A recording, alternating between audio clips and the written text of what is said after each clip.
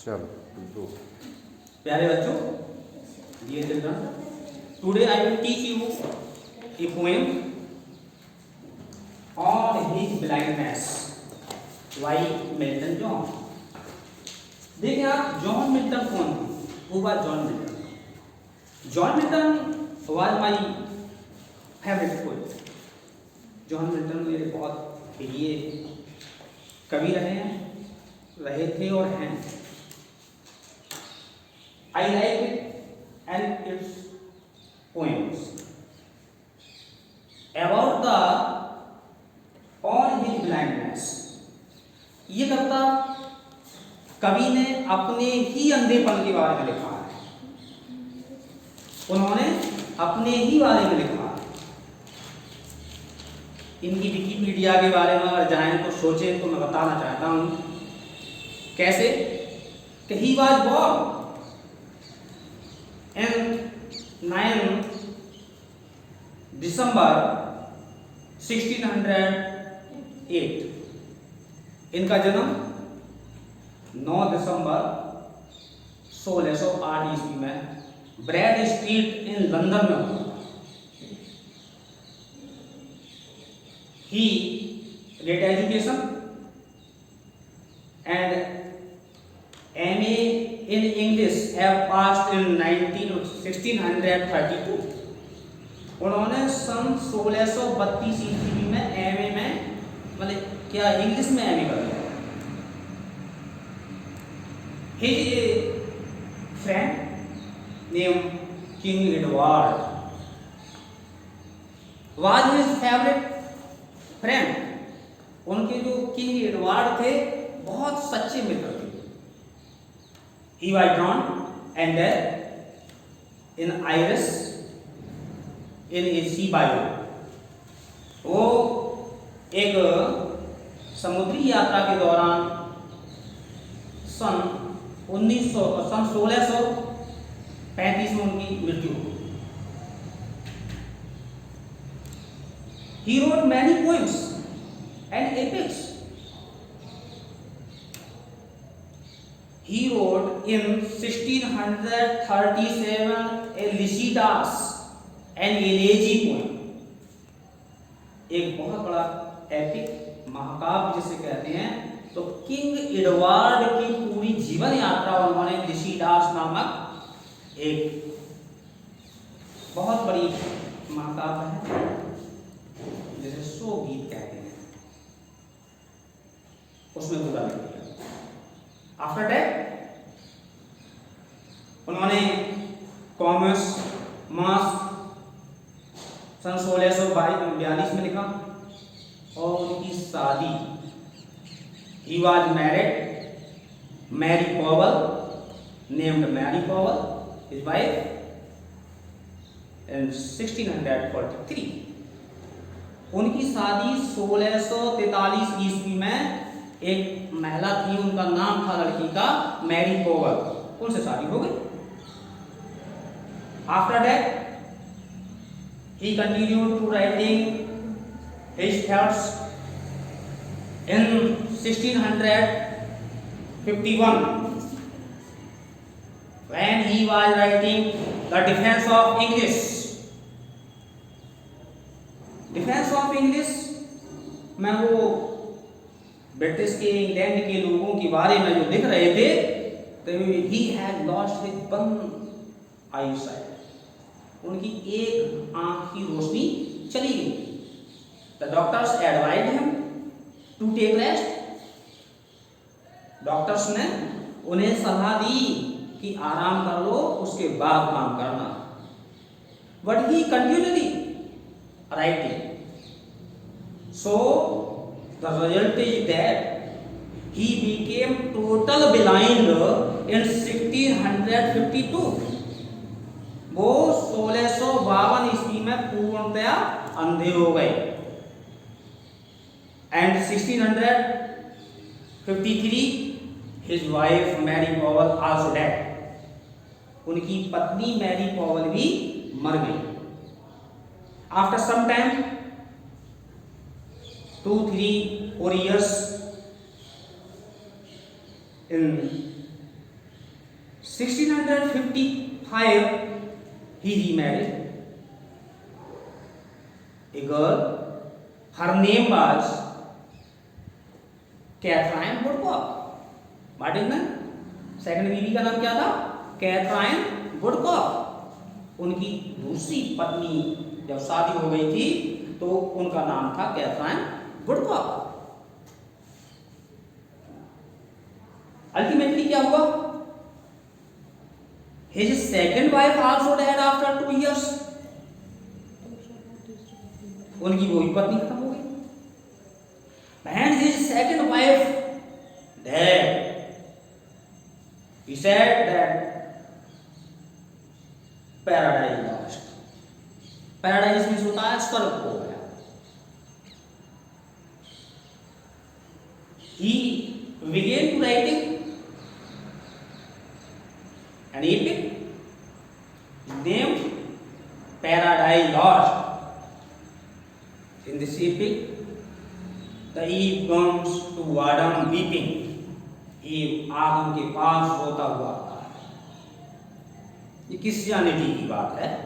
जैसे हमारे यहाँ पर ईश्वर भगवान शिव को मानते हैं, वैसे क्रिश्चियनिटी में तो चर्च में अपने यहाँ पर हम मंदिर में पूजा करते हैं, वो चर्च में इस तरीके से. तो जेरूसलेम नामक पर्वत था, वहां की कहानी है. ये बहुत बड़ी किताब है. उन्होंने 1657 से लिखना शुरू की. He began to writing it in 1657 और ये 7 वर्ष में लिख करके तैयार हो गई. 1665 में ये कंप्लीट हो गई. 10 थी इसमें. And in between these years, इन्हीं वर्षों के बीच में he remarried. His third marriage was also solemnized. उनकी तीसरी शादी हो गई. Her third wife name was मिन्सुर. उनका नाम मिन्सुर था. पहली का नाम समझ गए, मैरी पॉल. दूसरी थी कैथराइन वुडकॉक. तीसरी एलिजाबेथ मिन्सुर. अब उनकी तीसरी जब शादी हुई, then he said paradise again. स्वर्ग आ गया. एक तो स्वर्ग खो गया, पहली मर गई, दूसरी मर गई, आंखों से अंधे हो गए, कहने लगे पैराडाइज लॉस्ट. फिर उसके बाद में जब तीसरी शादी हुई, she was 18 years younger than. वह उससे मात्र केवल वो 18 साल की थी उस समय. और वो समय में 63 में कितने थे निकाल दीजिए, 55 साल के थे. उनकी शादी हो गई. Then he began to write Paradise again in 1671. यानी जब उन्होंने ये तीसरी कविता लिखना शुरू की तो सन 1671 में लिखना शुरू की. And after some times in 1674 he died. 65 साल की आयु में वो सन 1674 ईस्वी में, यानी कितने 8 नवंबर 1674 ईस्वी में उनका देहांत हो गया. अंडरस्टैंड? देखिए, जॉन मिल्टन के पिता का नाम भी जॉन मिल्टन था. इनकी अम्मा जिसे बोलते हैं हम अपनी देहाती भाषा मम्मी, तो उनका नाम था सरा जयफरी. क्या नाम था? सरा जयफरी. हाँ. तो देखिए, इनकी मम्मी का नाम सरा जयफरी, जॉन मिल्टन के पिता का नाम जॉन मिल्टन. और ये जो कविता लिख रहे हैं वो कविता अपने ही ऊपर लिख रहे हैं. ठीक कहते हैं. देखिए, इन्होंने जो टैलेंट, जो विद्या प्राप्त की थी, जो इनके अंदर टैलेंट था, जो इनके अंदर योग्यता थी, वो यूजलेस मालूम पड़ने लगी उन्हें। बहन ही बिकेम ब्लाइंड। जब वो अंधे हो गए तब, जब अंधे होने पर उनके लिए ये विद्या बिल्कुल कैसी मालूम पड़ी, यूजलेस है, बेकार। तो देखें आधी उम्र से पहले ही वो अंधे हो गए। बहन ही वाज 44 ईयर्स ओल्ड, 44 वर्ष के थे तब वो अंधे हो गए। तो उस समय में जब अंधे हो गए उसके बाद में इन्होंने ये कविता लिखी थी। देखिए बेटा, सबसे बड़ी बात ये है, इनकी 3 शादियां हुई थी, योग्यता के आधार पर हुआ था जो कुछ कहते हैं। आलस्य कुतो विद्या, अविद्यस्य कुतो धनम, अधमस्यम कुतो मित्रम, अमित्रसम कुतो शुभम। आलसी को विद्या नहीं, बिना विद्या के धन नहीं, बिना धन के कोई मित्र नहीं, और बिना मित्र के संसार में कोई भी सुख नहीं होता है। कहते हैं टूट जाता है रिश्ता गरीबी में जो खास होता है, टूट जाता है रिश्ता गरीबी में जो खास होता है, और बन जाते हैं मित्र हजारों जो पैसा पास होता है। पैसा हुई है पास यार संगे संग बोले, और पैसा ना हो पास यार मुख से ना बोले। समझाया? तो देखिए यहाँ पर ये सब जो टैलेंट इनके अंदर छिपा हुआ था उसको वो व्यक्त नहीं कर पा रहे थे, एक्सप्लेन नहीं कर पा रहे थे, इसके बारे में वर्णन किया है। देखिए अन्य कविताओं में उन कवि के बारे में अच्छी तरह से एक्सप्लेन उन्होंने नहीं बताया, क्योंकि वो कविता तो थी लेकिन उनसे हटकर थी। लेकिन ये कविता इनके स्वयं के जीवन से संबंधित है, जो इनकी जीवन यात्रा है उससे ही संबंधित है। इसलिए मैंने आपको इस कविता के बारे में, इनकी कवि के बारे में पूर्ण तरीके से बताया था। और वैसे भी ये John Milton, William Shakespeare, William Wordsworth और टेनिसन, आर्थर, ये मेरे बहुत प्रिय कवि हैं। वर्दी अन्य हैं लेकिन ये बहुत प्रिय हैं, इनको मैं कभी भूल नहीं सकता।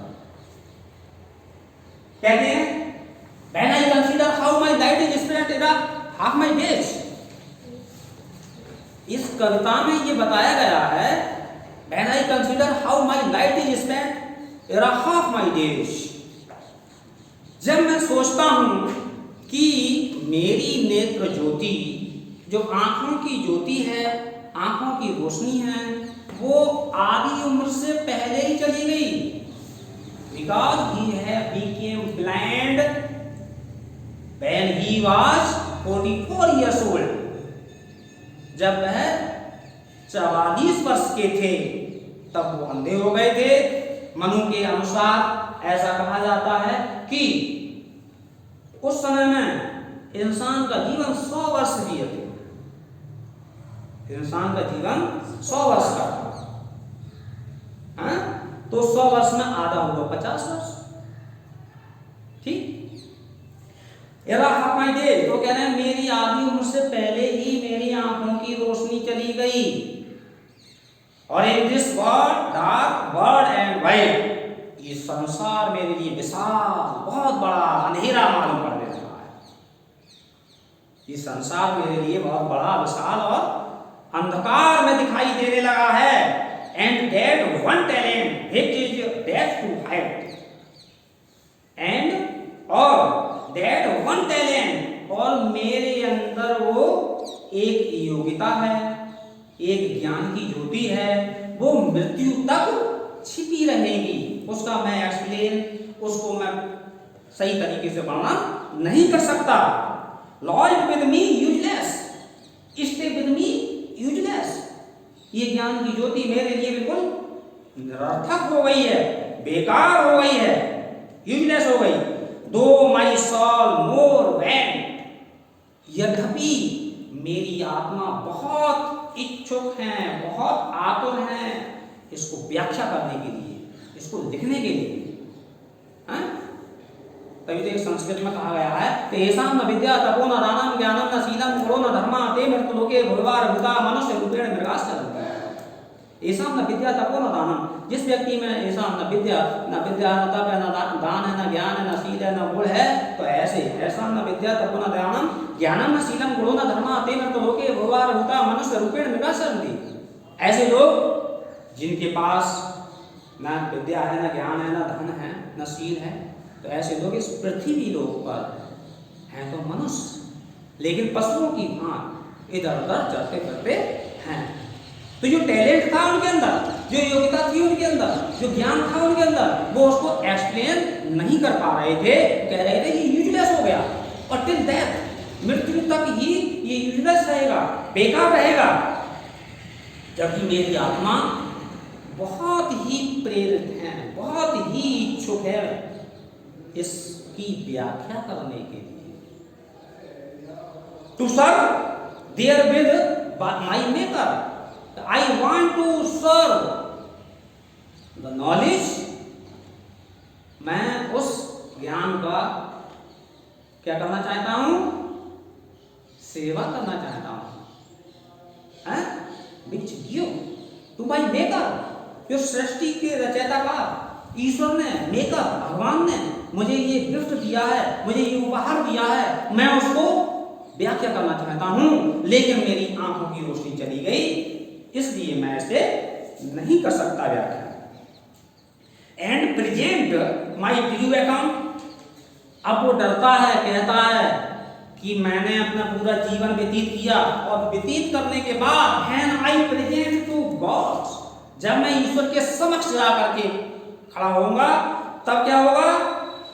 तो returning child, when I went to gods in front, he scolded me, वो मुझे डांटेंगे, वो मुझे फटकारेंगे, वो मुझे डांट लगाएंगे, फटकारेंगे। चाइल्ड स्कॉल्ड, डांटेंगे, गाली देंगे, तूने कुछ नहीं किया। लेकिन मेरी नेत्र की ज्योति ने मेरे ज्ञान की व्याख्या करने के लिए मना कर दिया कि अब लिख नहीं सकता उसको। ठीक। Next, that God exact daily work, दिन प्रतिदिन मुझे जो काम करना था वो मेरा अब रुक गया, अब नहीं कर सकता इसके लिए। एंड लाइट नाइट, कैसे? वैसे तो मेरी इच्छा है लिखने के लिए, because I have become blind, क्योंकि मैं अंधा हो गया, सो आई कैन नॉट राइट, इसलिए मैं इसे लिख नहीं सकता, अपने विचारों को व्यक्त नहीं कर सकता। अब देखिए दो भागों में है। आई फॉन्डली आस्क, फॉन्डली कहते हैं फुलिशली, मूर्खता पूर्वक, अरे सोच करके वो एकदम कहने लगे कि मैं तो बड़े मूर्खता पूर्वक ये सब कह रहा हूं, बट पेशेंस टू प्रिवेंट, लेकिन धैर्य रख करके, पेशेंस धैर्य रख करके, और वो कहने लगे रुक करके, क्या कहने लगे? That murmur soon replies, murmur कहते हैं गुदगुदाते हुए, धीरे धीरे गुनगुनाते हुए, और तुरंत उन्होंने उत्तर दिया। Soon replies, at once he replies, तुरंत उन्होंने उत्तर दे दिया। क्या? God does not need either man's work, देखिए God does not need either man's work, यहां तक कि ईश्वर को आदमी के कार्य की कोई आवश्यकता नहीं है। मतलब God does not need man's work, ईश्वर को आदमी के कार्य की कोई आवश्यकता नहीं है। नेक्स्ट, क्योंकि और हिज ओन गिफ्ट्स, और ईश्वर को गिफ्ट उपहार लेने की कोई आवश्यकता नहीं है, क्योंकि गॉड ईश्वर तो देने वाला है, और हम सब इस मृत्यु लोक पर जितने भी मानव जाति हैं, हम मंगता भिखारी हैं, हम मांगने वाले हैं, ईश्वर से मांगते हैं। ईश्वर को किसी चीज की कोई आवश्यकता नहीं है, क्योंकि वो उन्होंने हमारे लिए सब कुछ प्रदत्त किया है, सब कुछ हमारे लिए दिया है, प्रदान किया है। इसलिए ईश्वर को हमसे किसी उपहार की आवश्यकता नहीं है। Who best bear his milk yoke? Who best bear his milk yoke? मतलब ईश्वर क्या है? पूरे पृथ्वी के भार को ढोने वाला है, सहन करने वाला है।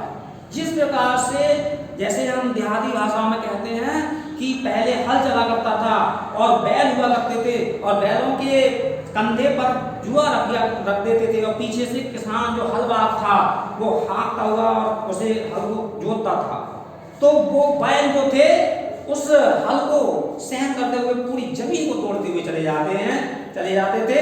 और उसी प्रकार से कि ईश्वर तो पूरे संसार के वजन को उठाने वाला है, उसे ईश्वर के लिए हमसे किसी उपहार की आवश्यकता नहीं है।